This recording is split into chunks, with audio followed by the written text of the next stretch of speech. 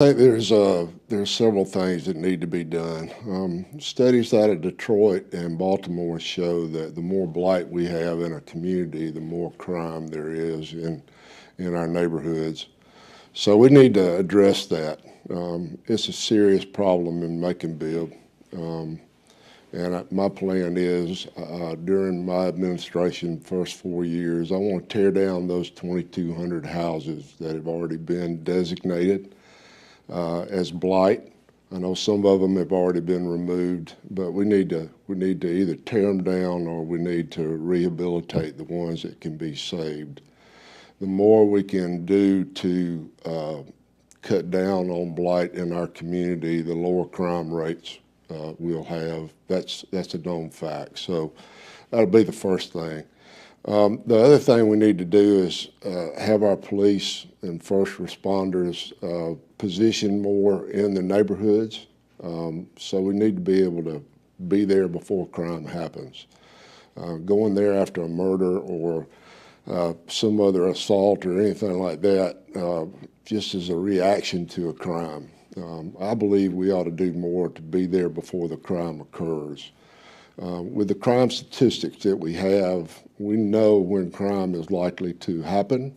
We know the date, the approximate time during the day it will happen, and it will be our job to get out ahead of that. So I'd like to position more of our officers in those areas where crime is occurring before it occurs to try to hit it off before it happens. So I think those two things will help. Of course, we need more police officers, and we need to pay our officers a better salary to be able to have more of those, what I call certified officers, those that have been fully trained on the ground. Put them in the street, allow them to go into the neighborhoods, build the trust with the community, and try to hit off some of this crime before it occurs.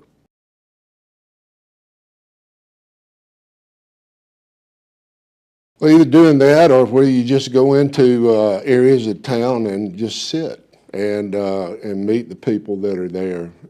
There's a big distrust in pretty much a lot of neighborhoods around of police officers. When a crime occurs, it's not likely that you'll have somebody stand up and say, I saw this and I'm willing to testify to it. That is a level of trust that we've got to work on. We've got to do more in the community so that people who live there actually report crime back to the police officers and view them as a partner rather than as an adversary.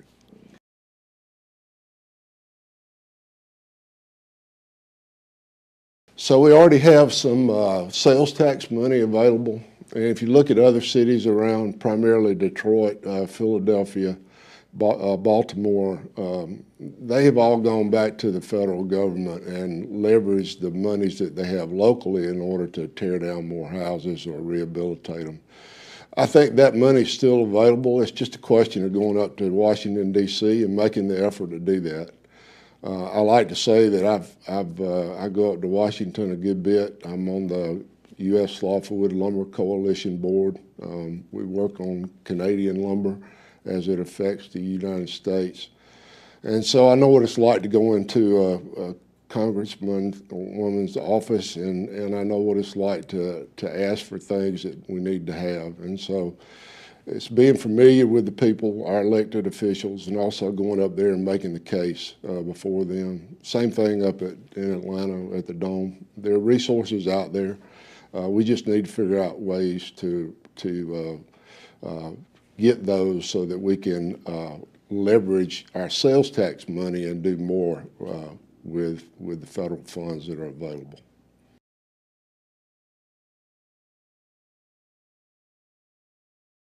Yeah, so we have a terrible debt problem in Macon.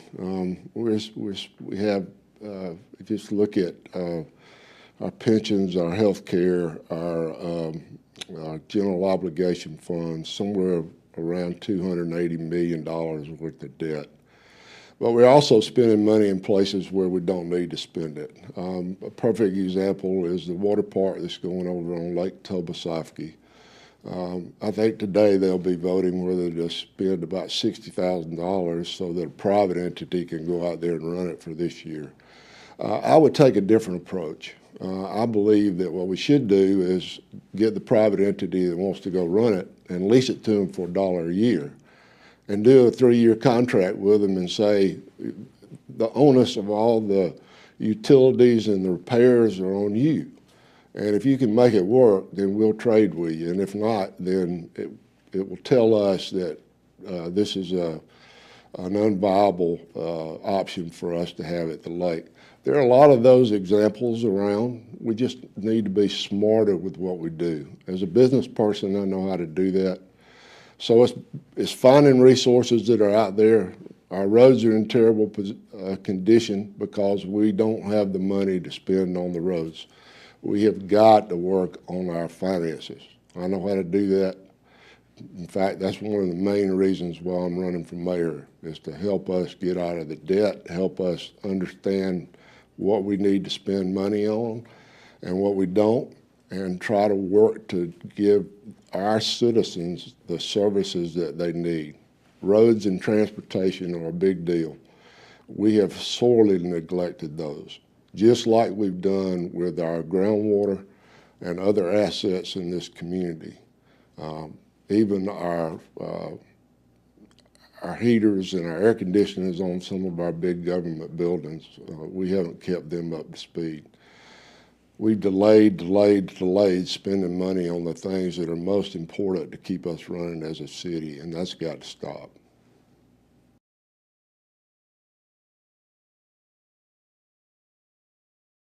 Oh, sure.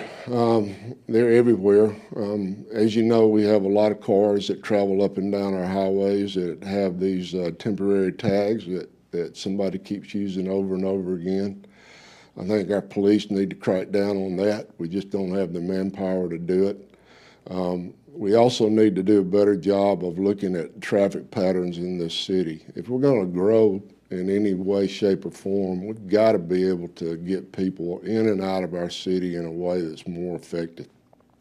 I think the interstate highway will help, but our local roads are in terrible positions. We've got turning lanes that are not where they need to be. We have lights that don't synchronize. We do a terrible job with flowing traffic the way it needs to in and out of this community. So doing better with the resources that we have and making sure that we check those boxes about things that will help us keep traffic moving freely and smoothly, I think those will help us to get people in and out of our community. I think you know we have so many people that live outside of Macon-Bibb that work here. And so early in the morning from 6:30 until about 8:30, we have a heavy congestion.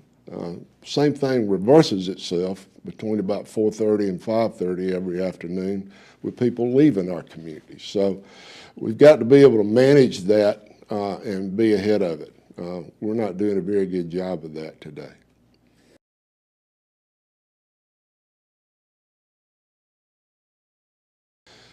Well, I think part of it is being a cheerleader. You know, the county school board runs that with Dr. Jones, the superintendent, and there's a clear line of demarcation between those two groups. But I do think one of the things that we can do is to stand up and cheer when things happen well for our school systems. We tend to always focus on the negative news. Everybody likes to come into Macon-Bibb and say, oh, your public schools are horrible. They have been horrible, but they're improving greatly. We need to do a better job of getting that word out so that people will start looking at our public schools as a viable place to send their kids. That is the #1 reason why our community, I think, is so divided, racially, economically, socially. Everything else is because our schools foster that. But I also think it's a big hindrance to businesses and other people that want to come in our community and operate here, but go somewhere else just because our school systems are in that transition period right now. I've been working personally to help our schools districts and our schools in particular by the leader in me. I raised the money to put that in all of our schools. Next year we'll be the first district, or next school year I should say, the first school district in the state of Georgia, and only one of a handful in the United States that practices teaching leadership skills to our kids in our schools. I'm going to tell you why I think that's important, because when we give kids the ability to be leaders of themselves, then school becomes a means to an end. Oftentimes kids come to school with not knowing why they're there. Somebody wants them to go to school, but when they have means to an end, then they see that there's a job or career out there, and hopefully what happens is they see a purpose to school and they go out there and do better. Government, our government, Macon-Bibb, needs to be a better cheerleader of the successes that are going on and a better supporter of Dr. Jones in the school district. Okay.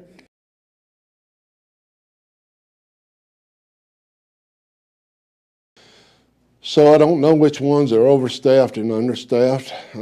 Again, I've done a lot of open record requests inside of our government.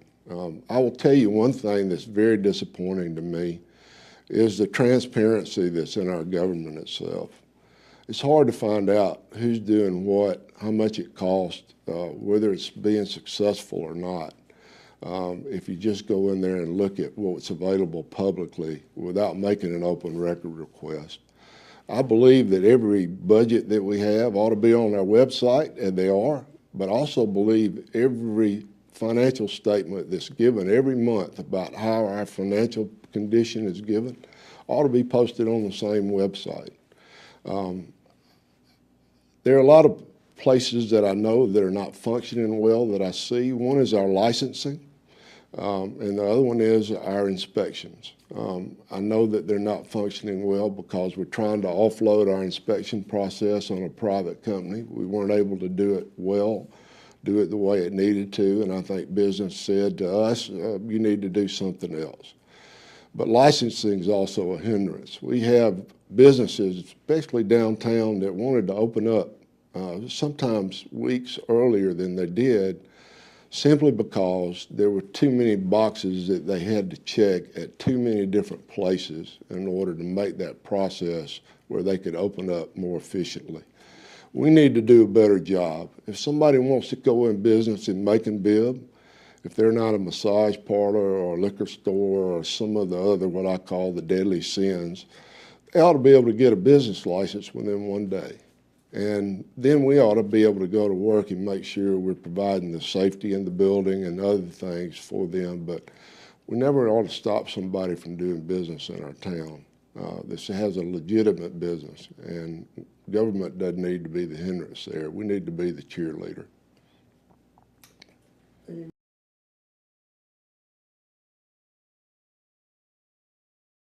Yeah, so I like to say Macon is a tale of two cities. If you look at it, North Macon, downtown, and parts of South Macon are doing okay. The rest of our communities are not doing very well. And there's a lot of hopelessness in our poor communities in our city. We can't ignore that. I always like to say that cancer never is in a body and stops growing. It eventually keeps growing until it takes over healthy tissue. I believe we have this type of cancer that's in our community, and it's up to us to be the great physician and to get in there and to help our community become better. I think the church and our faith-based organizations can do better in our community, giving people hope and comfort. But I also think we need to do more on the ground, and that's not only North Macon, but it's everybody working together to make our community better. So I believe it can be done. It's going to take a lot of work. Poverty is a hard thing, but we're all called to work on it, and it's my belief that if we work on it together, that we can improve it. I don't know if we'll ever solve it, but I sure hope we can get it better, and that would be my job as mayor, to try to foster that. What made you first?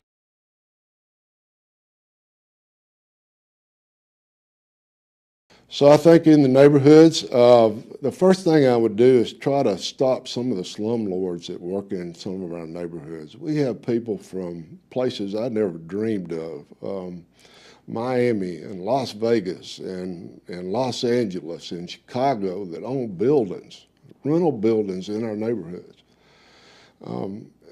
And I don't know why they do that, but it's a detriment to our community because they don't take care of the places where people live. What they do is they buy these houses for next to nothing. They rent them out to people as long as the plumbing works and the heat and the air conditioning works or whatever's there. But when something goes wrong, they just tell the tenants to move out. And then oftentimes they just abandon those structures and don't do anything to it. It's bad for a couple of reasons. We have so many people that are on the move in Macon. As I volunteered down at elementary school down on Anthony Drive, about 16% of the students that are in that school that begin the year there don't end the year there. So we have a lot of movement around Macon, primarily because I think people don't have the money to stay in one place very long, and others take advantage of them when they do. So I think that would be one of the first things I want to do is stop these out-of-state people from owning apartment buildings and taking advantage of the poor. We can do that. The law says that we can unmask some of these LLCs and find out who the actual owners are and make them responsible for what they're doing. I think when we do that, they'll go find some other place to try to do what they're doing, and they won't pick on Macon-Bibb because they know we're serious about changing the trajectory of our poor communities.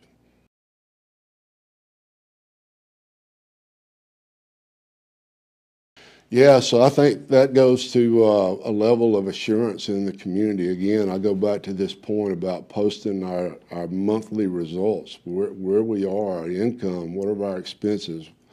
The other thing I do is I'd make sure to shine some light on all of our commission meetings. As you know, we have the main commission meeting out in Chambers, but the other ones we have are in a small conference room off of the mayor's side of his office back there, and they're not televised. We do have news media there, but oftentimes there are a lot of things that go on there that need to be known by the public. I'd love to have cameras there. I think every meeting that commission has ought to be televised broadly into the community so that people can see what we're doing. And the more you shine a light on government, I think the better and more efficient it will run. Is there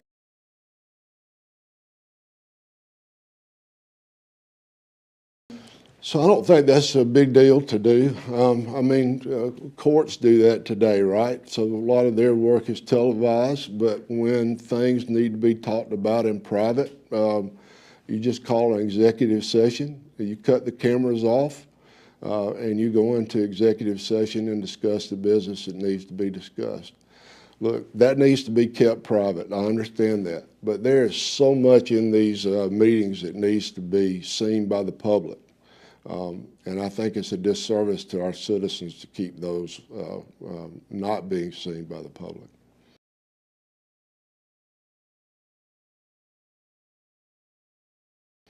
As you know, there's somewhat disharmony amongst the council members from time to time, and the mayor sometimes as well. What would you do to improve relations, to cut down all the discord? Yeah, that's a great question. I think we set ourselves up for disharmony, and I'm going to give you the reason why. If you walk into the City Hall down there, our government center, first thing you see is a battleship when you walk in the front door, USS Macon. And if you look on the left, you see the mayor's office and all the executive wing, and on the right is the commission offices and all of their stuff over there.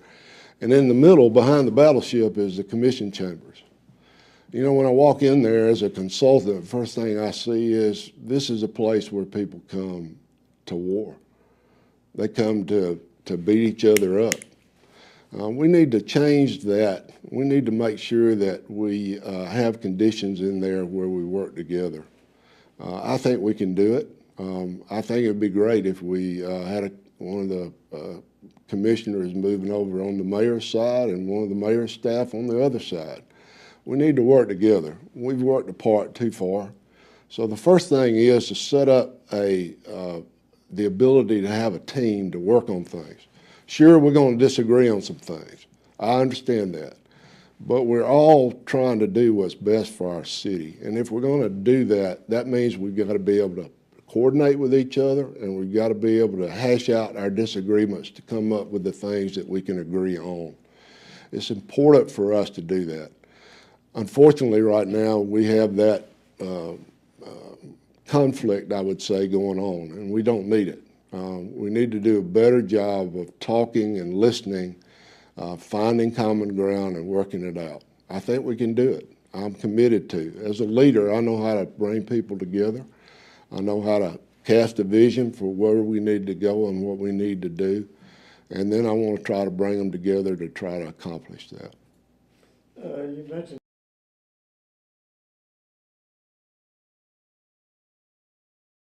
Gee, I don't know what we'll do with it. I realize it's an important artifact for us. Maybe it goes over to the hotel or the Coliseum somewhere else. I just think it gives a bad flavor in your mouth as a citizen or as a commissioner or even as the mayor. When you walk in there and the first thing you see is a battleship. As important it is for history, I think it sets the wrong tone. And I think tone is important. I think it's important for us to have work together to be able to solve problems. We beat each other enough as it is. We don't need to do that anymore.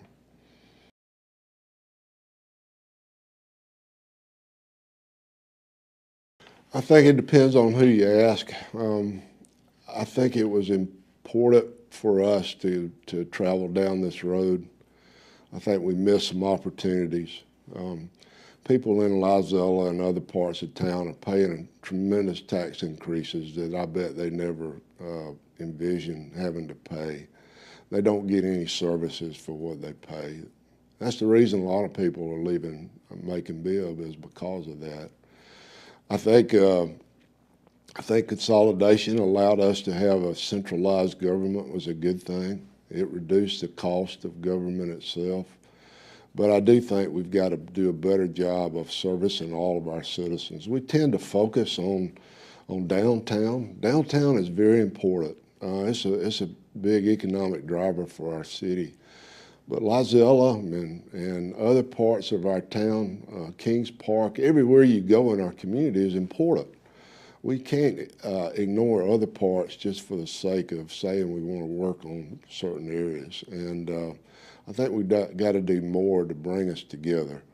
Consolidation can do that, I think, but we've got to be able to recognize our shortcomings, and we've got to be able to do something about those and try to bring our community more together. Like I said, there are a lot of people who would say that consolidation was a bad thing. It's what we have. I don't think we can go backwards and do anything else. I think we need to work to make it work, and I plan to do that. Are you happy?